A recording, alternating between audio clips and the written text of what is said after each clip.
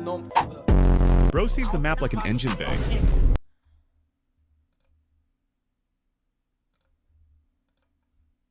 My mother-in-law held my daughter, looked me in the eye, and said, "It's a shame her skin is so dark, otherwise she'd be perfect." When I flashed my husband a look, she just smiled. I stayed silent. That was 3 months ago. This morning, she was crying in her jail cell, refusing to speak to her lawyer. I am a tanned, curly-haired Egyptian, while my husband Dan is a blonde, blue-eyed white man. I've been living in the US for the last 10 years, and no one has been racist towards me until we announced our engagement to our families, because everyone was ecstatic, except my mother-in-law Martha. At first I figured it was just an off day for her, until I went to hug everyone, because instead of hugging me back, she just stood there frozen and said, "Yeah, congrats, I guess." I know I should have been able to ignore her, but it hurt a lot, because I always had this image of my future, and it always involved a big happy family, so gaining her approval was everything to me. But just before I could say anything else, she ran inside the house crying. And when I tried to run after her, she said, "Stop following me. You're destroying the bloodline." I completely froze and just started zoning out. When I told my husband what happened, he immediately reassured me that it was us against the world, and I'd always be the most important woman in his life. We made love that same night, and 3 weeks later, we saw the 2 pink lines on a pregnancy stick. Throughout the pregnancy, my husband continued to prioritize me and our baby girl, meaning I didn't have to see anyone I didn't want to, including my mill, Martha. And just when I thought I couldn't possibly love anything more than Dan, Layla was born. She was the most beautiful. My daughter's teacher encouraged kids to call her broken robot because of her stutter. When I tried to hold him accountable, he laughed and said, "If she can't handle a little teasing, life's going to eat her alive." I didn't say a word. That was 2 months ago. I stayed silent. That was 8 weeks ago. This morning, he had to be escorted out of his office. I still remember the day my daughter came home from elementary school crying her eyes out. Her little face was completely red and swollen, and it absolutely broke my heart. I asked her what was going on, keeping my voice steady and calm.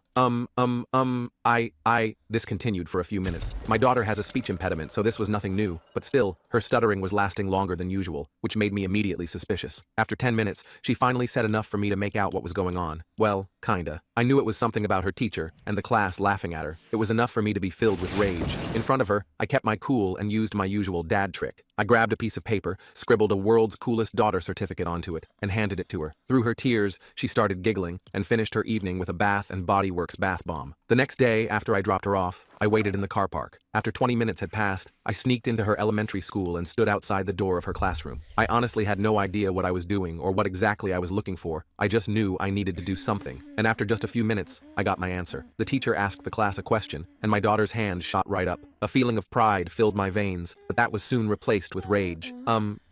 300 and... She struggled to get the words out, but it was clear she knew the answer. But instead of encouraging her, the teacher chuckled. Suddenly, the entire room broke into laughter. "Hey, Zoe, maybe you should use your words," someone heckled. "She sounds like a broken robot," someone else said tauntingly. It took everything in me not to burst right through the door and start throwing hands, because I knew that would embarrass her. So instead, I continued observing. Tears started streaming down my daughter's face, and the teacher said, "Okay, let's move on," with a massive smirk plastered on his face. That's when my cover was blown, because my daughter ran out to try and make a beeline towards the bathroom. But I stopped her, and she ran into my arms. I held her so tight she could barely breathe, and I immediately felt her little shoulders loosen up. I put her down, and she tightly held my hand as we marched to the principal's office. When we walked in, he looked confused, and I could immediately tell that he wasn't aware of what was going on. So I laid it out for him. "A member of your staff has been encouraging bullying towards my daughter." My tone was cold, straight to the point. I expected to notice some sort of urgency or shock in his face, but instead, he just sighed. "What is it for?" "Her speech impediment," I responded. "Well, she should probably get it fixed then."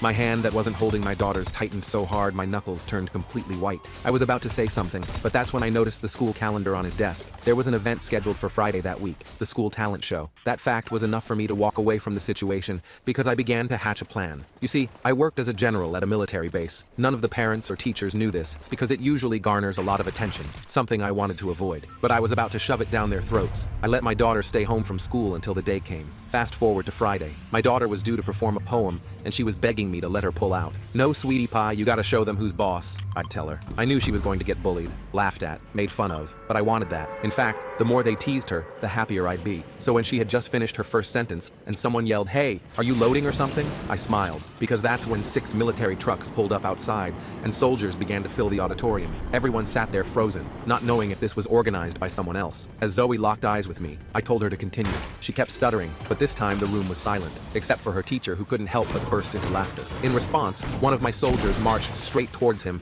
and stared him down until he felt too stupid to say anything else. As soon as my daughter finished, they all filed out and left. Everyone's heads turned to look at each other, and the auditorium was flooded with muffled confusion. This was then followed by a slow, controlled round of applause. Some people were even cheering. Meanwhile, the teacher looked like he was about to tear the room apart with anger. This made me even more amused, and a sense of joy filled my stomach. First, thought the story had ended, but really, it was just beginning, because it turns out that teacher, Mr. Evans, had an ace up his sleeve, one that threatened to ruin me and my daughter's lives forever. People were looking at each other, at the doors, at Zoe, trying to figure out what had just happened. Principal Wilson was on his feet now, looking around wildly. Mr. Evans just sat there, his face a mixture of confusion and embarrassment. Zoe practically ran off the stage and back to me. I wrapped her in a huge hug, lifting her off her feet. "You did it, kiddo. You were amazing." She was beaming. "Did you see their faces? Nobody laughed at me. Nobody will ever laugh at you again," I promised. We stayed for the rest of the show, though I barely paid attention to the other acts. I was too busy watching Mr. Evans, who kept glancing back at us with barely concealed anger. Good. Let him be angry. As long as he never messed with my daughter again, I didn't care. After the show, several parents came up to congratulate Zoe on her poem. A few gave me curious looks, clearly wondering about the military presence, but no one directly asked. Small-town politeness, I guess. As we were leaving, Principal Wilson intercepted us at the door. He had this fake smile plastered on his face. "Mr. Mitchell, could I have a word with you in my office on Monday morning?" "Sure thing," I said cheerfully, looking forward to it. The weekend was great. Zoe was on cloud 9, talking non-stop about how cool it was when all the officers came in and how nobody laughed at her. We celebrated with ice cream and a movie marathon. For the first time in weeks, she seemed excited about going back to school on Monday. I dropped her off Monday morning, then parked and headed to my meeting with Principal Wilson. I wasn't worried. What were they going to do? Complain that I stopped my daughter from being bullied? When I walked into his office, I was surprised to see Mr. Evans sitting there too. He wouldn't meet my eyes. Principal Wilson gestured for me to sit down. "Mr. Mitchell, what happened at the talent show on Friday was unprecedented." "Was it?" I asked innocently. "You brought military personnel into a school event without authorization. That's a serious security breach." I shrugged. I didn't see any signs saying no military allowed. They're all tax-paying citizens who wanted to support the arts in our schools. What's the problem? Principal Wilson's face reddened. "The problem is that it was clearly an intimidation tactic." "Intimidation? I don't know what you mean. I just invited some colleagues to watch my daughter perform. Unlike some people in this room, they know how to behave respectfully when a child is speaking." Mr. Evans finally looked up, his face twisted with anger. "This is ridiculous. He threatened me. Not a single person spoke to you," I pointed out. "If you felt threatened by someone simply standing near you, maybe that's your conscience talking." Principal Wilson sighed heavily. "Mr. Mitchell, we can't have parents bringing in military displays every time they have an issue with the school. And we can't have teachers allowing students to bully a child with a disability," I countered. Which, by the way, is a violation of about a dozen education laws and policies. That shut them up. Principal Wilson cleared his throat uncomfortably. "Mr. Evans has assured me he never encouraged any bullying. I saw it with my own eyes. So did 8 United States military officers, all of whom would be happy to provide statements if needed. I'm sure the school board, the local news, and the Americans with Disabilities Act Enforcement Office would find their accounts very interesting." The threat hung in the air. Principal Wilson and Mr. Evans exchanged glances. "What exactly do you want, Mr. Mitchell?" Principal Wilson finally asked. "I want my daughter to be treated with respect. I want Mr. Evans to apologize to her in front of the class. And I want a clear anti-bullying policy that specifically addresses disabilities, including speech impediments, with real consequences for teachers who violate it." Principal Wilson nodded slowly. "I think we can arrange that." Mr. Evans started to protest, but Principal Wilson cut him off with a look. I stood up, considering the meeting over. "Great. I'll expect that apology today, and I'll be checking in with Zoe to make sure there are no further incidents." I walked out feeling pretty good about myself. I'd stood up for my daughter and made sure those jerks knew they couldn't mess with her anymore. Problem solved, right? Man, was I wrong. The next couple of weeks seemed to go fine. Zoe reported that Mr. Evans had apologized to her in front of everyone, though she said he didn't sound like he meant it. Still, the bullying stopped, and she was back to her happy self, excited about school and her friends. Then one afternoon, I got a call from the base. My commanding officer wanted to see me immediately. That was weird. We just had our regular meeting that morning. When I arrived at his office, Colonel Barnes was sitting behind his desk, looking more serious than usual. He gestured for me to sit down. "Mitchell, we need to talk about what happened at your daughter's school." My stomach dropped. "Sir, I received a call from the superintendent of schools. Apparently, you used military resources for a personal matter." "Sir, I just asked a few friends to attend a school function with me. They were all off duty." Colonel Barnes raised an eyebrow. "In uniform? That's not how it was described to me." I shifted uncomfortably. "It may have been a bit theatrical, sir, but I was dealing with a situation where my daughter was being bullied because of her disability, and the school administration wasn't taking it seriously." He nodded slowly. "I understand the instinct to protect your child, Mitchell, but you know as well as I do that using your position this way is inappropriate. The military military isn't your personal enforcement squad. Yes, sir, I said, feeling a mix of embarrassment and defiance. I still didn't think I'd done anything wrong, but I could see how it looked bad. This is a serious violation of military protocol, he continued. However, given your record and the circumstances, I'm going to let it go with a formal reprimand. This time, don't let it happen again. Thank you, sir. It won't. I left his office feeling relieved, but also uneasy. I hadn't fully considered that there might be professional consequences for what I'd done, but at least it was over now, or so I thought. The next morning, I dropped Zoe off at school as usual. She seemed fine, excited even, chattering about a science project they were starting that day. I headed to work, put the whole thing out of my mind, and focused on my actual job. Around lunchtime, my phone rang. It was a number I didn't recognize. Hello? Mr. Mitchell? This is Sarah from Westlake Elementary. There's been an incident involving Zoe. We need you to come to the school right away. My heart started racing. Is she hurt? What happened? She's not injured, but it would be better to discuss this in person. How soon can you get here? 20 minutes, I said, already grabbing my keys. I made it in 15, breaking probably a dozen traffic laws on the way. When I rushed into the school office, the secretary directed me to a conference room down the hall. Inside, I found Zoe sitting alone at a big table, looking small and scared. When she saw me, she burst into tears. I immediately went to her and pulled her into a hug. What's going on, sweetie? Are you okay? Before she could answer, the door opened and Principal Wilson walked in, followed by a woman in a suit I didn't recognize. Mr. Mitchell, thank you for coming so quickly, Principal Wilson said. This is Ms. Taylor from Child Protective Services. My blood ran cold.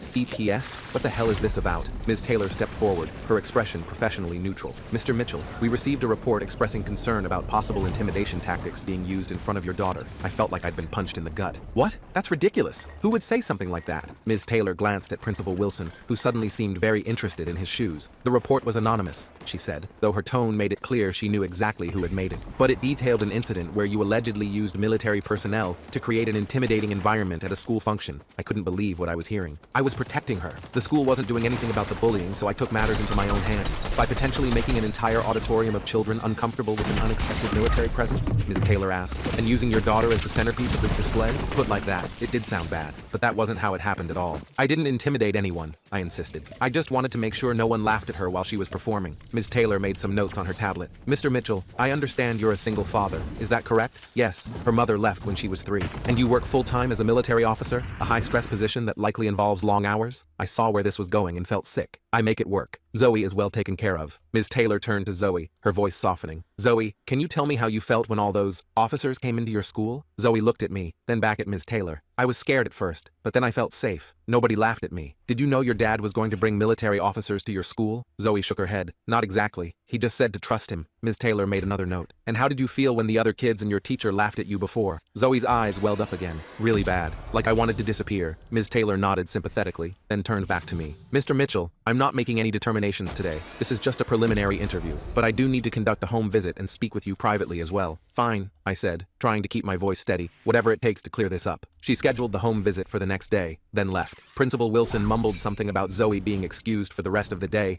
and practically ran out of the room. I was furious. This was clearly retaliation from Mr. Evans or Principal Wilson or both. They couldn't handle being called out for their behavior, so they were trying to paint me as an unfit parent, and they were using Zoe as a pawn in their game. On the drive home, Zoe was unusually quiet. Finally, she asked in a small voice, Dad, am I going to have to go away, like Mom did? My heart broke. No, sweetie, absolutely not. This is just a misunderstanding. That lady is just doing her job, making sure you're okay. And you are okay, right? She nodded. I'm okay when I'm with you. That night, after Zoe went to bed, I sat at my kitchen table trying to figure out what to do. The CPS visit didn't worry me too much. Our house was clean, there was food in the fridge, and Zoe was obviously well cared for. But the fact that someone had made this report at all was deeply concerning. How far were they willing to go to get back at me? I decided to call my friend Linda, who worked as a family lawyer. I explained the situation, trying not to sound as panicked as I felt. First of all, take a deep breath, she said after I finished. CPS gets false reports all the time. They're trained to recognize when someone's using the system for retaliation. But what if they don't? What if they decide I'm some kind of military nutjob who's endangering his kid? Linda sighed. Look, I'm not going to lie to you. The military stunt wasn't your smartest move, but one bad decision doesn't make you an unfit parent. Just be honest with the caseworker, show them your normal home life, and emphasize that everything you did was to protect Zoe from ongoing bullying that the school refused to address. I followed her advice. When Ms. Taylor came for the home visit the next day, I was calm and cooperative. I showed her around our house, including Zoe's room with its mountain drawings of stuffed animals and books. I explained our routines, how I'd arranged my schedule to be home when Zoe got back from school most days, and the support network we had in place for when I couldn't be. Ms. Taylor seemed satisfied with what she saw, but she still had questions about the talent show incident. I understand wanting to protect her child, she said,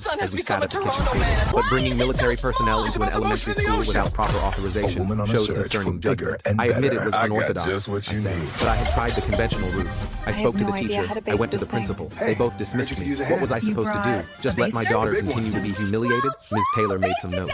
There are other options. The school district has an ombudsman. There are disability advocacy groups that could have intervened. She was right, and I felt a twinge of shame. In my anger, I'd gone straight to the nuclear option without considering alternatives. I made a mistake, I admitted. I was angry and wanted to make a point, but everything I did was to protect Zoe, not to harm her or anyone else. Ms. Taylor nodded. I believe you, Mr. Mitchell, and from what I've seen today, Zoe appears to be thriving in your care, despite the challenges of single parenthood. I'll be recommending that this case be closed without further action. Relief washed over me. Thank you. After she left, I sat on the couch feeling drained. The CPS investigation might be over, but I still had a problem. Someone at that school had it out for me and Zoe, and I had a pretty good idea who it was. The next day, I decided to go straight to the source. After dropping Zoe off, I marched to Mr. Evans's classroom. School had just started, so the kids were all inside. I knocked on his door. He opened it, and his face immediately hardened when he saw me. Mr. Mitchell, class has started. If you want to speak with me, you'll need to make an appointment. This will only take a minute, I said, keeping my voice low. I know it was you who called CPS. His expression didn't change, but a slight twitch in his jaw told me I was right. I don't know what you're talking about, he said stiffly. Listen carefully, I said, stepping closer. I made a mistake with the talent show. I admit that. But if you ever try to use the system to separate me from my daughter again, we will have a serious problem. And that's not a threat. It's a promise. Mr. Evans's eyes narrowed. Are you threatening me? Again? Because that worked out so well for you last time. I'm not threatening anything. I'm just letting you know that if you want to play hardball, I'm prepared to defend my daughter through proper channels. I've documented everything that's happened, and I'm ready to take it to the superintendent if necessary. I turned and walked away before he could respond. It wasn't my finest moment, and probably not the smartest move given recent events, but I needed him to know I wasn't backing down. As I headed to my car, I spotted Principal Wilson watching me from his office window. Great. Now I'd probably get accused of confronting a teacher on school grounds. That afternoon, when I picked Zoe up from school, she seemed quieter than usual. Something was off. Everything okay, kiddo? I asked as we drove home. She shrugged, looking out the window. I guess, did something happen at school today? She was quiet for so long I thought she wasn't going to answer. Finally, she said, Mr. Evans made me stay in at recess to finish my math work, but I already finished it. He just said it wasn't good enough. My hands tightened on the steering wheel.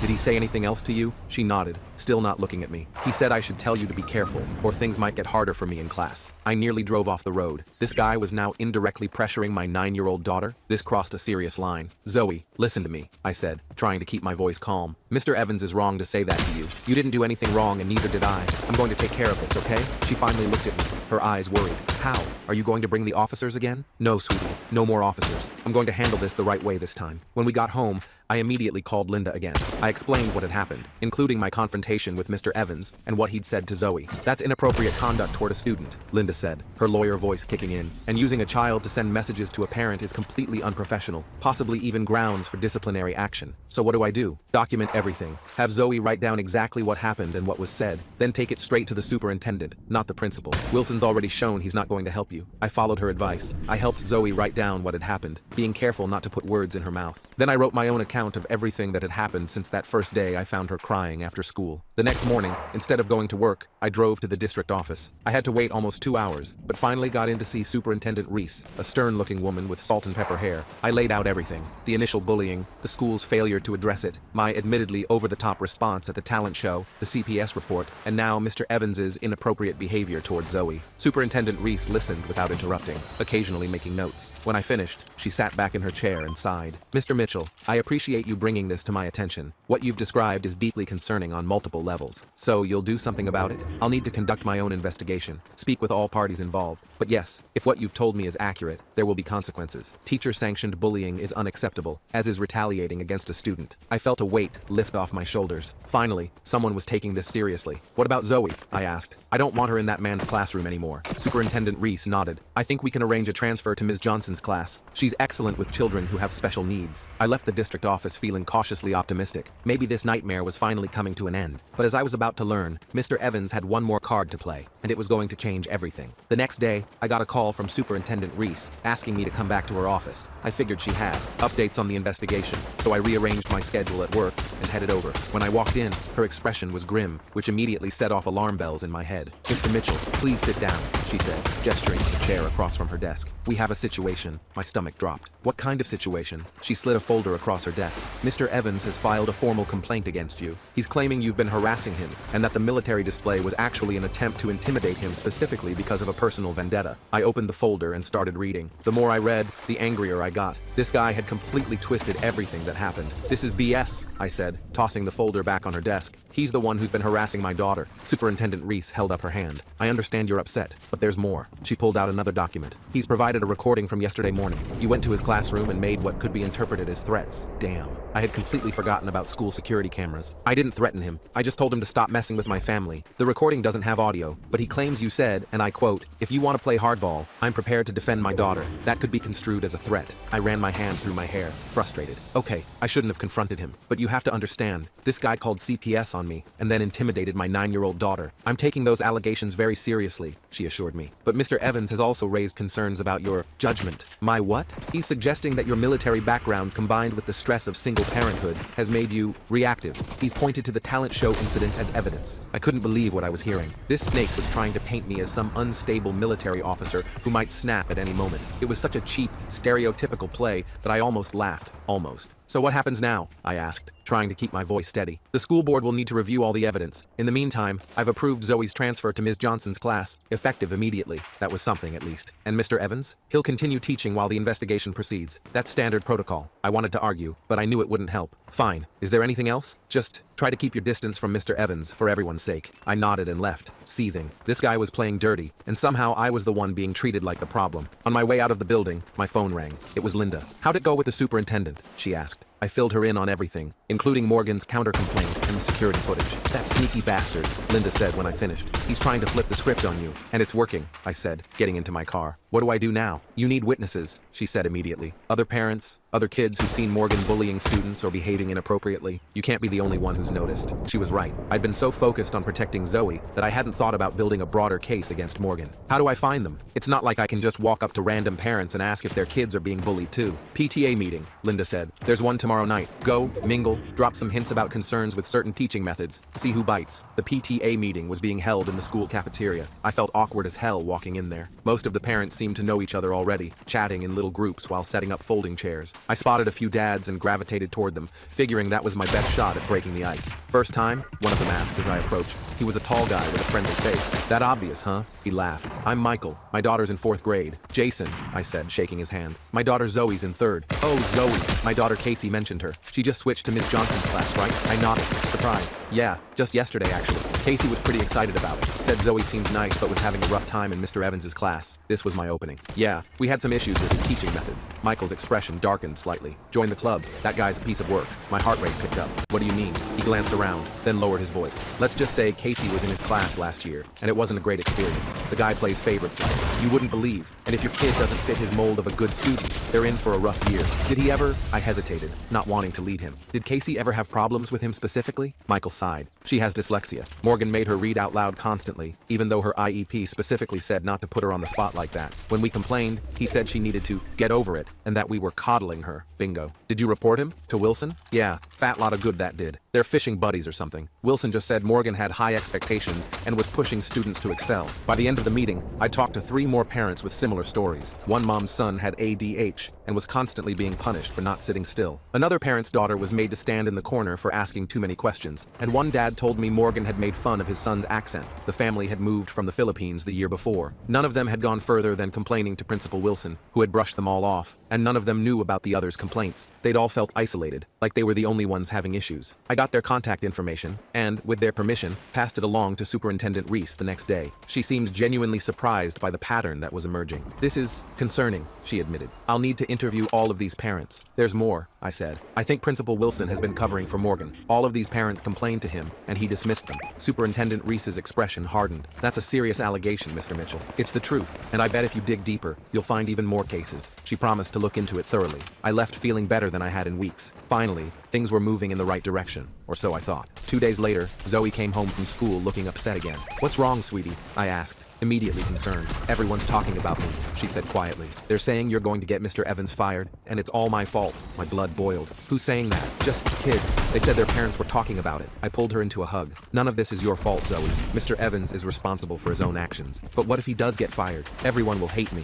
They won't hate you. And even if some kids are mean about it, that doesn't mean you did anything wrong." She didn't look convinced, but she nodded anyway. I tried to distract her with pizza and a movie night, but I could tell she was still worried. The next morning, I got another call from Superintendent Reese. "Mr. Mitchell, I need you to come to my office immediately. There's been a development." Her tone made my stomach clench. "What kind of development?" "It's better if we discuss it in person." When I arrived, she wasn't alone. There was a man in a suit I didn't recognize sitting next to her desk. "Mr. Mitchell, this is Mr. Thompson from the school board's legal department," she said, her expression grave. That couldn't be good. "What's going on?" Mr. Thompson cleared his throat. "Mr. Mitchell, we've received some concerning information. Mr. Evans has provided us with emails that appear to show you discussing plans to, quote, destroy his career with several other parents." "What?" I was genuinely confused. I never sent any emails like that. He slid printouts across the desk. They looked like emails from my personal account to the parents I'd met at the PTA meeting, discussing ways to take Morgan down and make him pay. There was even one suggesting we plant evidence of misconduct. "These are fake," I said immediately. "I never wrote any of this. They came from your email address," Mr. Thompson pointed out. "Then someone hacked my account or spoofed it or something. I would never write this crap." Superintendent Reese looked troubled. "Mr. Mitchell, if these emails are authentic,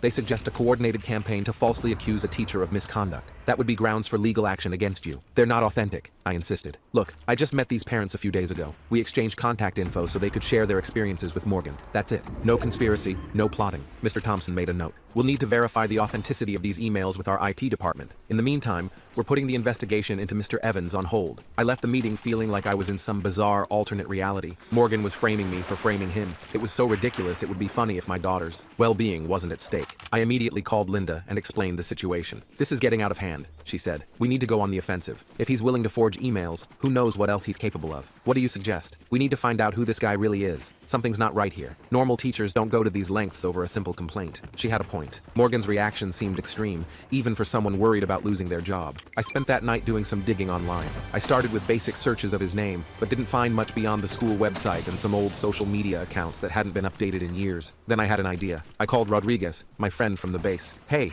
I need a favor," I said when he answered. "Can you recommend someone who could do a background check on someone for me? It's personal, not official." There was a pause. "I know a private investigator who's reliable and discreet. Former military intelligence. I'll send you his contact info." 2 days later, the investigator called me with his findings. "Mr. Mitchell, you're going to want to see this." He came by my house that evening with a folder of documents. "Your Mr. Evans has an interesting history. His real name is Charles Morgan. He didn't change it, but he did leave his previous school district under questionable circumstances." "What kind of circumstances?" I asked, taking the folder. "At his previous school, he was accused of discriminatory behavior toward students with disabilities. Nothing was ever proven conclusively, but there were multiple complaints. The school district let him resign quietly rather than pursuing termination." I flipped through the documents, my anger growing with each page. "So he's done this before. Looks like it. And there's more. He was married to a woman named Karen who filed for divorce around the same time. In her petition, she mentioned emotional abuse and concerning behavior toward vulnerable students." "Jesus," I muttered. "Can we use this?" "The divorce records are public. The complaints from the previous school might be harder to access officially, but I included contact info for the former principal there. Might be worth a call." I thanked the investigator and immediately called Linda to update her. She was ecstatic. "This changes everything," she said. "If we can prove he has a pattern of targeting vulnerable students, the current complaints become much more credible." The next day, I called the former principal, a woman named Susan Miller, who is now retired. When I explained the situation, she was initially hesitant to talk. "We had a confidentiality agreement as part of his resignation," she said carefully. "I understand," I replied. "But my daughter has a speech impediment, and Morgan has been encouraging other students to mock her. She's 9 years old." There was a long pause. "That sounds familiar," she finally said. "Look, I can't officially comment on personnel matters, but hypothetically, if a teacher had shown a pattern of targeting students with disabilities, especially speech issues, and if that teacher had been allowed to resign rather than face an investigation, well, that might be something a current school district would want to know about." It wasn't a smoking gun, but it was enough to take back to Superintendent Reese. I compiled everything I had, the documents from the investigator, notes from my conversation with the former principal, and statements from the parents I'd met at the PTA meeting. When I presented it all to her, Superintendent Reese looked genuinely shocked. "This is disturbing," she said. flipping through the file. If even half of this is accurate, Mr. Evans should never have been hired here. And the emails he claimed I sent? Our IT department already determined they were forgeries. The headers show they were created using a spoofing service. I felt a wave of relief. So what happens now? Mr. Evans will be placed on administrative leave pending a full investigation, and Principal Wilson will have some serious questions to answer about his hiring practices and handling of complaints. 2 weeks later, the school board held a special meeting. Morgan was terminated for unprofessional conduct and falsification of evidence. Principal Wilson was reprimanded and put on probation for failing to properly investigate multiple complaints. When I told Zoe that Mr. Evans wouldn't be her teacher anymore, or anyone's teacher, she seemed relieved, but also worried. What if the kids still blame me? She asked. They won't, I assured her. The school is going to explain that Mr. Evans did some very wrong things that had nothing to do with you. And surprisingly, that's exactly what happened. The new interim principal, a kind woman named Mrs. Dakota, no relation to my lawyer friend, held an assembly explaining that Mr. Evans had broken important rules and that bullying of any kind wouldn't be tolerated. Zoe thrived in Ms. Johnson's class. Her stutter didn't magically disappear, but she gained confidence in speaking up, knowing she wouldn't be mocked for it. The school implemented a new anti-bullying program that specifically addressed disabilities, and teachers received training on how to handle speech impediments and other learning differences. As for me, I learned a valuable lesson about fighting battles the right way. The military display at the talent show had been satisfying in the moment, but it almost backfired spectacularly. In the end, what worked was gathering evidence, building alliances with other parents, and working through proper channels. A few months later, Zoe came home from school with a certificate, a real one, not one of my makeshift dad creations. It was for Most Improved Public Speaker, from her class presentation on, what else? Butterflies. Ms. Johnson said I did the best job explaining metamorphosis, she told me proudly. And nobody laughed, even when I stuttered. I hung that certificate on our fridge, right next to my handwritten World's Coolest Daughter Award. Every time I look at them, I'm reminded that sometimes the best way to fight for your kid isn't with a show of force, but with persistence, evidence, and a refusal to back down when they're being wronged. Oh, and I never did tell my commanding officer about that second investigation into Morgan. Some things are better left unsaid, especially when they work out in the end.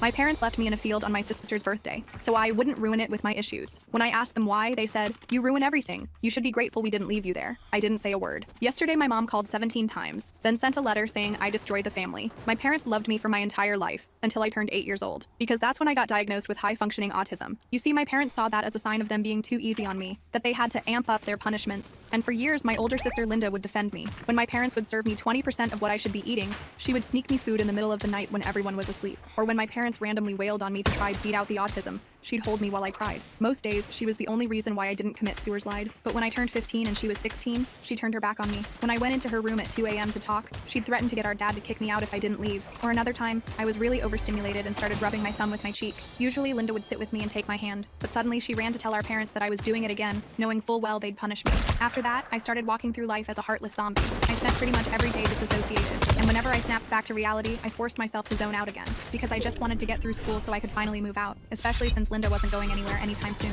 Luckily, my parents did do one thing for me. They paid for my college fees. In fact, they insisted on it, probably because they wanted to get rid of me. But I didn't care, because after all, a win is a win. Fast forward to me spending my first night in the dorm. That's when I got the text. It was Linda. "Don't reply to this. Please pick me up and drive me to your dorm at 4 p.m. on Saturday. Don't tell our parents. I'm sorry. I love you." My hand trembled as I stared at the text. Now she wanted to hang out? Now she wanted to be my sister again? That night, I couldn't sleep. All the memories were replaying in my head like a broken record. But even as I thought about all the times Linda laughed at me getting wailed on, or urging my parents to force the autism out of me faster, I felt something. It was gratitude. Because after all, Linda was the one who tried to make sure I at least had some sort of childhood. I figured I owed her. So that Sunday, I drove her. "Go faster," was the first thing she said when she got in. She then proceeded to duck down and lie on the floor of the back seat, and refused to talk to me until we were in the dorm. Finally, she broke down. I comforted her through her anxiety attack, just as she did for me all those years ago. And after half an hour, she finally spoke. "I never meant to hurt you, Maria. I swear I thought she was pranking me." But then she told me something so shocking I felt like throwing up. "Do you remember my 16th birthday?" she asked, voice shaking. I nodded. My dad had driven me to a field miles away and left me there until the day was over, so I wouldn't ruin the day with my autism. "Well," she said, "that's when Dad..." Tears started welling up in her eyes. My stomach dropped. "He took my first time from me." She didn't need to finish. I immediately grabbed her head and started rubbing her back. Our dad had taken her innocence. "I'm sorry, I'm sorry, I'm sorry," she repeated over and over. "He told me speaking to you would make me uglier because your autism would rub off on me. So if he ever caught me, then he'd do it to you too." Suddenly it all made sense. I was immediately hit with a gnawing feeling of guilt for ever hating my sister. And apparently, our mom knew. She just didn't care. I asked if they knew where she was, and she shook her head. This was good because my dorm was far from my campus, and they had no idea where I lived. I reassured her that I loved her and that I would keep her safe. She didn't know it, but I was going to make our parents pay for everything. The next morning, I woke up to Linda shaking me. She had this wild look in her eyes. Maria, I just got a text from Zach. Mom and Dad are telling everyone I'm mentally ill and made everything up. I grabbed my phone and checked my messages. Sure enough, Zach had texted me too. Hey, your parents are saying Linda has some kind of breakdown. They're trying to get family to help find her. What's going on? My stomach dropped. Of course they wouldn't just accept defeat. They were monsters, but they weren't stupid. They knew exactly how to play the concerned parent card. What do we do? Linda asked, pacing around the small dorm room. What if people believe them? I thought for a minute. We have evidence, remember? They can say whatever they want, but we have proof. But Linda wasn't convinced. She kept pacing, chewing on her thumbnail like she used to do when we were kids, and Dad was in one of his moods. They're going to find me, she whispered. They'll track my phone or something. I grabbed her shoulders. Number, they're not. I promised I'd keep you safe, and I will. I didn't tell her about the worries I had. No point adding to her stress. Instead, I texted Zach back. Don't believe everything you hear. Linda's safe. That's all I can say right now. Then I blocked his number. We couldn't risk any family members, even well-meaning ones, knowing where we were. That day, Linda and I skipped our usual trip to the dining hall. Too risky. Instead, I walked to the convenience store near campus and bought some sandwiches and snacks. When I got back, Linda had pushed my desk in front of the door. Just in case, she said. We spent the day jumping at every noise in the hallway. Every time footsteps approached our door, Linda would freeze like a deer in headlights. But it was always just other students going about their day. By evening, we were both exhausted from the constant state of alert. I suggested we watch something on my laptop to distract ourselves. We ended up binging some stupid comedy show, and for a few hours, things almost felt normal. Linda even laughed a couple times. Around midnight, my phone buzzed with an email notification. It was from the burner account I'd set up. Someone had replied to one of our anonymous messages. I opened it, expecting the worst. Instead, it was from Dad's company. They wanted more information about the allegations. They were conducting an internal investigation and needed a statement from the victim. I showed it to Linda. What do you think? Should we respond? She stared at the screen for a long time. If I tell them everything, it becomes real. Like, officially real. It is real. I said gently. It happened, and he deserves consequences. Linda nodded slowly. I'll do it, but I need a day to write it all down, to figure out what to say. The next day, Linda spent hours typing on my laptop. I sat nearby, working on assignments I'd fallen behind on. Occasionally, she'd ask me if I remembered certain details, dates, specific incidents. I helped as much as I could, but some of the worst stuff had happened when I wasn't around. While she worked, I checked our parents' social media. Mom had posted a tearful plea for anyone who has seen our daughter Linda to contact them immediately. She claimed Linda was not well and needs medical attention. The post had dozens of sympathetic comments, people offering prayers, sharing the post to spread the word. It made me sick. The same woman who watched her husband abuse her daughters for years was now playing the devastated mother, and people were buying it. I didn't show Linda this either. She was already struggling enough with writing her statement. That night, Linda finished her account. She asked me to read it before she sent it. It was detailed, specific, and absolutely heartbreaking. She described not just the sexual assault on her birthday, but years of inappropriate touching, comments, and behavior from Dad. Things she'd never even told me about. Is it too much? She asked nervously. Should I take some stuff out? I hugged her tight. It's your story. Tell as much or as little as you want. She decided to send it all. We attached it to a reply email, along with some of our evidence, and sent it to the HR department. Then Linda closed the laptop and curled up on my bed, emotionally drained. The next morning, we got a response. The company thanked us for the information and assured us it would be handled with the utmost seriousness and confidentiality. They also mentioned they had a legal obligation to report certain types of abuse to authorities. Linda panicked when she read that last part. They're going to call the police. I didn't want that. Hey, calm down, I said, trying to sound more confident than I felt. They probably just have to say that for liability reasons. And even if they do report it, the police would need to find us first. This seemed to calm her a little, but she was still on edge. We decided to be extra careful. No more trips to the dining hall or convenience store. I'd asked my friend Allie to bring us food instead. Allie had been texting me all week, wondering where I was. I hadn't told her anything specific, just that I was dealing with family stuff. When I finally called and asked if she could bring us some groceries, she immediately agreed. Are you in some kind of trouble? She asked when she dropped off the food. She glanced curiously at Linda, who was hiding in the bathroom. It's complicated, I said. I'll explain everything later, I promise. Just don't tell anyone I'm here, okay? Or that my sister is with me. Allie looked concerned, but nodded. Whatever you need, just let me know if I can help. After she left, Linda came out of the bathroom. Can you trust her? I nodded. Allie's solid. She won't say anything. That weekend, we got another email from Dad's company. They had terminated his employment, effective immediately. They couldn't share details of their investigation due to privacy policies, but they thanked us for coming forward. Linda and I high-fived when we read it. It felt like the first real win. But our celebration was short-lived. That same day, I got a voicemail from a number I didn't recognize. When I played it, I nearly dropped my phone. It was Dad. Maria, I know you have Linda with you. This little game you two are playing has gone far enough. I've lost my job because of your lies. Your mother is devastated. If you don't bring Linda home by Monday, we're going to the police to report her as a missing person. Think about what you're doing. His voice was calm, reasonable, the same tone he used when talking to neighbors or teachers, the voice that had fooled everyone for years. But there was something else that terrified me. He sounded certain about our location, not like he was guessing or trying to trick us into confirming where we were. I deleted the message without letting Linda hear it, but I was shaking taken. Going to the police was exactly what we didn't want. If they filed a missing persons report, the police might actually look for Linda. And if they found her, they might make her go back home since she was still a minor. We needed a better plan, something more permanent. That night, after Linda fell asleep, I called the campus legal aid office. I pretended to be asking for a friend whose younger sister was being abused at home. The law student who answered explained that in our state, a minor could petition for emancipation under certain circumstances. Abuse was definitely one of them. When I told Linda about emancipation the next morning, she seemed interested but scared. Would I have to go to court? Would I have to see them? Maybe, I admitted. But you'd have a lawyer, and all our evidence. She thought about it all day. Finally that evening, she made a decision. I want to do it. I want to be legally free from them, but I'm scared to do it alone. You're not alone, I reminded her. I'm right here. The next day, we went to the legal aid office together. It was the first time Linda had left the dorm in over a week. She wore a hoodie pulled low over her face and kept looking around nervously as we walked across campus. The law student we met with, Kevin, was patient and kind. He explained the whole emancipation process to Linda. She would need to prove she could support herself financially, had a place to live, and that emancipation was in her best interest due to the abuse. The financial part is tricky, Kevin admitted. Do you have a job or savings? Linda shook her head. She'd never been allowed to work. Dad always said it would distract from her studies. What about other family members who could help?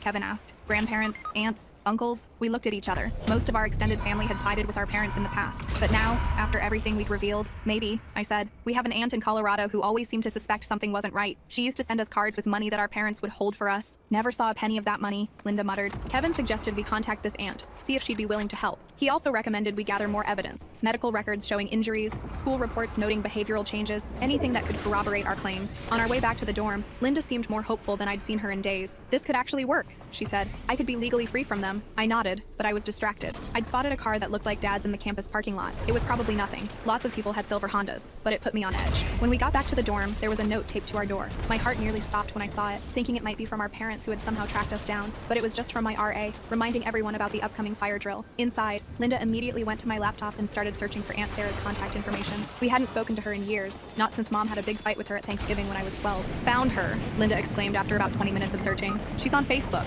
We crafted a careful message, not revealing too much, but asking if we could call her about an important family matter. Then we waited. The response came faster than we expected. Within an hour, Aunt Sarah had not only replied but given us her phone number with a message. Call anytime. I've been worried about you girls for years. Linda and I looked at each other. Had Aunt Sarah known all along? Had she tried to help and been pushed away by our parents? I dialed the number with shaking hands and put it on speaker. Hello? Aunt Sarah's voice was just as I remembered it, warm and a little husky. Aunt Sarah? It's Maria. I have Linda here with me too. Oh my God, girls. Are you okay? I've been seeing some strange posts from your mother. We took turns explaining everything. Well, not everything, but enough. The abuse, Linda's escape, our plan for emancipation. Aunt Sarah listened without interrupting, occasionally making small sounds of distress. When we finished, there was a long silence. Then Aunt Sarah spoke, her voice thick with emotion. I always suspected something wasn't right. The way you both flinched when your father raised his voice. How thin you were, Maria. The way your mother would change the subject whenever I asked too many questions. She took a deep breath. I tried to report it once, called CPS after that Thanksgiving visit, but they said without evidence there wasn't much they could do. Your parents must have convinced them everything was fine. I felt a surge of gratitude toward this woman who had tried to help us when no one else would. So will you help Linda with the emancipation? I asked. She needs financial support, at least on paper. Of course I will, Aunt Sarah said without hesitation. In fact, I want to do more than that. I want to offer Linda a place to stay. I have a spare room. She could finish high school here in Colorado, away from all of this. Linda's eyes widened. Really? You'd do that? In a heartbeat, Aunt Sarah replied. And Maria too, during breaks. You're both welcome here anytime. For the first time since this whole nightmare began, I felt like we might actually have a future, a real one, with people who actually cared about us. After the call, Linda was practically bouncing off the walls with excitement. Did that really just happen? Do I actually have a way out? I nodded, smiling at her enthusiasm. Looks like it, but we still have work to do. The emancipation process could take months. I don't care, Linda said. Just knowing there's an end in sight, it changes everything. The next day, we went back to the legal aid office. Kevin helped us start the emancipation paperwork, with Aunt Sarah joining by phone. She agreed to sign an affidavit stating she would provide housing and financial support for Linda. Things were finally looking up, until I checked my email that night. There was a message from my academic advisor. Subject line, urgent, academic probation warning. I'd missed so many classes and assignments that I was in danger of failing the semester. If I didn't get back on track immediately, I could lose my scholarship. And without that scholarship, I'd have to move back home. I stared at the email in horror. How had I forgotten about this? I'd been so focused on helping Linda that I'd completely neglected my own situation. What's wrong? Linda asked, noticing my expression. I showed her the email. If I lose my scholarship, I can't stay here. And if I can't stay here, then I can't either, Linda finished. Not until the emancipation goes through. We sat in silence, the weight of this new problem settling over us. You have to go back to class, Linda finally said. I'll be okay here by myself. No way, I shook my head. What if they find you? What if they try to take you back? They don't know which dorm you're in, Linda reminded, and I won't answer the door for anyone but you. I still didn't like it, but she was right. I had to salvage my academic standing. So the next morning, I reluctant college stuff. Parties, assignments, relationship drama. It all seemed so trivial compared to what Linda and I were dealing with. My professors were surprisingly understanding when I explained I'd been dealing with a family emergency. Most gave me extensions on missed assignments. By the end of the day, I felt like maybe I could actually catch up. When I got back to the dorm, Linda was fine, just as she'd promised. She'd spent the day researching emancipation cases and making lists of evidence we could use. Look at this, she said, showing me her notebook. I wrote down every major incident I can remember, with dates when possible, and I found my old diaries. There's stuff in there from years ago that could help. Usual dorm announcements, reminder about usual dorm announcements, reminder about quiet hours, upcoming events, warning about a recent theft in the building, nothing important. When I got back, quiet hours, upcoming events, warning about a recent theft in the building, nothing important. When I got back, Linda was on the phone with Aunt and details of her potential move, talking about schools in the area, activities Linda might be interested in, normal stuff. It was nice to hear Linda sounding excited about the future. After she hung up, we worked on our respective tasks, me catching up on assignments, Linda organizing her evidence. It was almost midnight when my phone buzzed with a text from a number I didn't recognize. I know where you are, both of you. This ends now. I stared at the message, my blood turning to ice. It had to be Dad. Who else would send something like that? I showed it to Linda, whose face went white. How did he get your new number?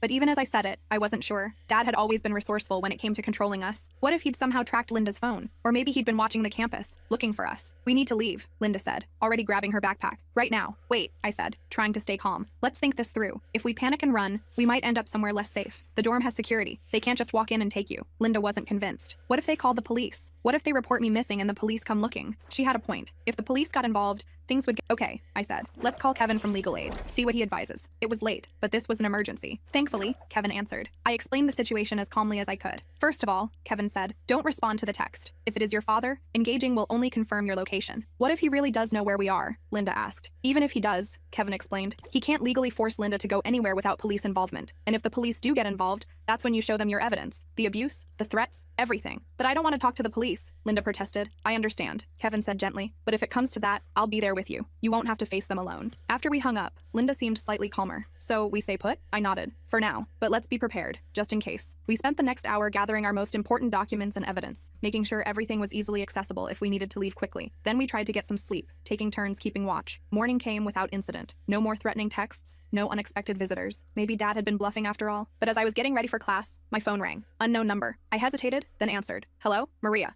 It was Dad's voice. My stomach dropped. I'm on campus. We need to talk. I hung up immediately, hands shaking. He's here, I told Linda. On campus. Linda started hyperventilating. I grabbed her shoulders. Listen to me. He doesn't know which building we're in. There are dozens of dorms. We're still safe. She nodded, trying to control her breathing. What do we do? I thought quickly. I'll call Allie. Ask if we can stay at her apartment for a few days. Allie agreed without hesitation when I called. She lived off campus in a small apartment with her roommate Jen. It wasn't ideal, but it would be safer than staying in the dorm if Dad was really searching the campus. We packed quickly, just the essentials and our evidence. Then we waited until most students would be in class, when the hallways would be empty. I peeked out first, checking that the coast was clear. Then we made a run for it. We made it to Allie's apartment without incident. She and Jen were both in class, but Allie had left a key under the mat as promised. Once inside, we locked the door and collapsed on the couch, exhausted from the constant stress. Do you think they'll arrest him? Linda asked suddenly. Maybe. We spent the day at Allie's, jumping at every sound outside. When Allie got home from class, she took one look at our faces and knew something was seriously wrong. Okay, she said, sitting down across from us. I think it's time you told me what's really going on. So we did. Not everything, but enough for her to understand why we were hiding. Allie listened without interrupting, her expression growing more horrified with each revelation. Jesus, she said when we finished. Of course you can stay here as long as you need. And if anyone comes looking for you, I've never seen you in my life. Her immediate support brought tears to my eyes. Thank you. That night we all stayed up late talking. It felt strange, but good to be open about what we'd been through. Allie and Jen were sympathetic and supportive, offering practical help and emotional reassurance. For the first time in weeks, I felt like maybe we weren't alone in this fight. Maybe there were people out there, like Aunt Sarah, like Kevin, like Allie and Jen, who would stand with us against our parents. The next morning, Kevin called with news. Your father's been arrested. The police acted on the report from his company and the evidence you provided. Linda and I stared at each other in shock. Arrested? Really? Yes, Kevin confirmed. Multiple charges, including a sexual assault of a minor. There's a bail hearing scheduled for tomorrow. What does that mean for us? Linda asked. It means there's now an official police investigation, and it means your father can't come near either of you. There's automatically a temporary restraining order in place. After we hung up, Linda burst into tears. I can't believe it's actually happening. I thought no one would ever believe us. I hugged her tight. People believe us, and Dad's going to pay for what he did. The next day, Kevin called with news about Dad's bail hearing. The judge set bail at $250,000. Your mother is trying to get the money together, but it might take some time. So he's still in jail? Linda asked. Voice. For now, yes, Kevin confirmed. And even if he does make bail, the restraining order is still in effect.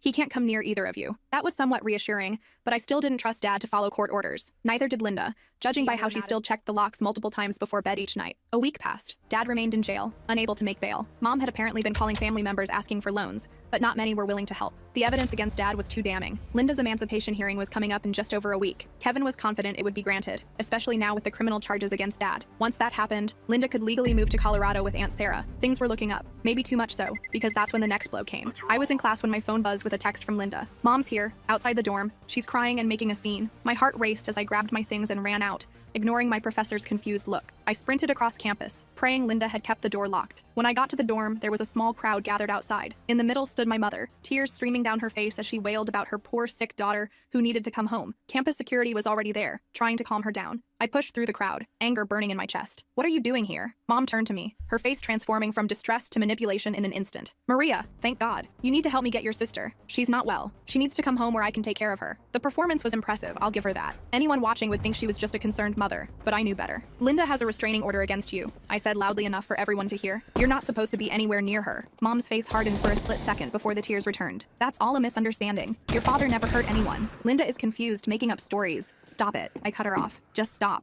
Everyone knows the truth now. Dad's in jail. It's over. Campus security stepped between us. Ma'am, we're going to have to ask you to leave university property, one officer said to Mom. If you have a restraining order against you, being here could result in your arrest. Mom looked around at the crowd, realizing she wasn't getting the sympathy she expected. This isn't over, she hissed at me before allowing security to escort her away. I rushed up to the dorm room where Linda was huddled on my bed, shaking. Is she gone? She asked when I came in. Yeah, security took her away. I sat next to her. Are you okay? She nodded, but I could tell she was rattled. She was screaming my name, saying I needed to come home, that I was sick and confused. Some people were filming it on their phones. Great, just what we needed. Mom's performance going viral on campus. She can't hurt you, I reminded her. The restraining order protects you, and your emancipation hearing is next week. After that, you'll be legally free from both of them. Linda took a deep breath. I know. It's just seeing her like that. She seemed so convincing. What if people believe her? They won't, I assured her, though I wasn't entirely confident myself. Mom had always been good at playing the victim. That night, videos of Mom's meltdown started circulating on campus social media. Most comments were supportive of us, calling Mom crazy and inappropriate, but a few questioned whether there might be truth to what she was saying. Whether Linda really was confused or mentally ill, it made my blood boil. After everything we'd been through, some people still wanted to give our abusers the benefit of the doubt. The next day, I got an email from the dean of students, asking me to come to her office. My stomach dropped. Was I in trouble for the scene Mom had caused? But when I arrived, Dean Patterson was surprisingly sympathetic. I've been briefed on your situation, she said. I want you to know that the university supports you and your sister. We've instructed security to be on alert for your parents, and we can arrange for academic accommodations if you need them. I nearly cried from relief. Thank you. That means a lot. Of course, she said kindly. No student should have to deal with what you're going through. Is there anything else you need from us right now? I thought about it. Actually, yes. My roommate has been staying with her boyfriend, but she'll be back soon. Having a private space has been really important for Linda's recovery. Is there any way we could get a single room or something? Dean Patterson nodded. I think we can arrange that. Let me see what's available. By the end of the day, we had approval to move to a small single room in a quieter dorm. It wasn't much bigger than our current space, but it would be just ours. No roommate to explain things to or work around. The day of Linda's emancipation hearing finally arrived. We dressed in our nicest clothes, which weren't very nice at all. Linda wore a borrowed blouse from Allie, and I wore the only non-jeans pants I owned. Kevin met us at the courthouse looking confident. Everything's in order, he assured us. With the criminal charges against your father and the restraining order already in place, I don't foresee any issues. We were directed to a small courtroom where a judge would hear the case. My heart nearly stopped when I saw Mom sitting on one of the benches. Despite the restraining order, she was allowed to be there as Linda's legal guardian for this specific proceeding. She dressed like she was going to church, all modest and proper. Linda squeezed my hand so hard it hurt. She's going to try to stop it, she whispered. She can try, I whispered back, but she won't succeed. The hearing itself was surprisingly brief. The judge reviewed the paperwork, asked Linda a few questions about her plans for finishing high school and living arrangements. Aunt Sarah testified via video call, confirming she would provide housing and support. Then it was Mom's turn to speak. She stood up, dabbing at her eyes with a tissue. Your Honor, my daughter is a troubled girl who has been manipulated by her sister, she began. These allegations against my husband are completely false. Linda has always had emotional problems. Mrs. Thompson, the judge interrupted. I have reviewed the police reports and the temporary restraining order. Your husband is currently in custody on serious charges related to child abuse. Are you suggesting the police and district attorney are also being manipulated? Mom faltered. No, but furthermore, the judge continued, I have statements from Linda's teachers noting behavioral changes images consistent with trauma. I have medical records documenting injuries, and I have Linda's own testimony, which I find credible. Mom's face hardened. She's lying. They both are. The judge looked at her over his glasses. Mrs. Thompson, I suggest you consider your position carefully. Continuing to deny documented abuse could reflect poorly on you in any future proceedings.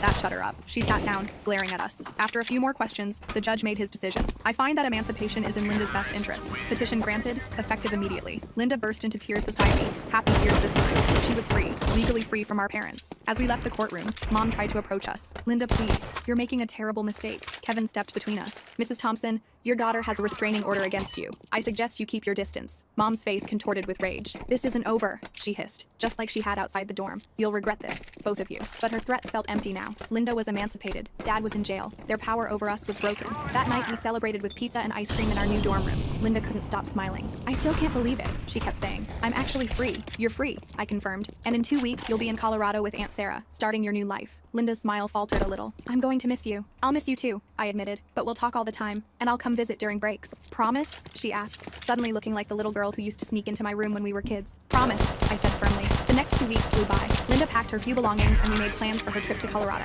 Aunt Sarah had already enrolled her in the local high school and set up her bedroom. Detective Ramirez kept us updated on the case against Dad. It was moving forward, with more charges being added as the investigation continued. Mom was now also under investigation for child endangerment and failure to report abuse. The day before Linda's flight, we got a letter. It had been forwarded from our old dorm to the new one. No return address, but the handwriting was unmistakably Mom's. Linda and I stared at it. Should we open it? She asked. I shrugged. Might as well. See what lies she's telling now. Inside was a single sheet of paper. No tearful pleas this time, no manipulation, just a short, cold message. You've destroyed this family. Your father is broken. I've lost everything because of your lies. I hope you're satisfied with what you've done. Don't ever contact us again. Linda read it twice, then handed it back to me. She still doesn't get it, does she? They destroyed the family, not us. I nodded, crumpling up the letter and tossing it in the trash. Some people never take responsibility for their actions, but it doesn't matter anymore. We're free of them. The next day, I drove Linda to the airport. We hugged for a long time at the security checkpoint. Thank you, she whispered, for believing me, for helping me, for everything. I hugged her tighter. That's what sisters do. We protect each other. As I watched her walk through security, I felt a strange mix of sadness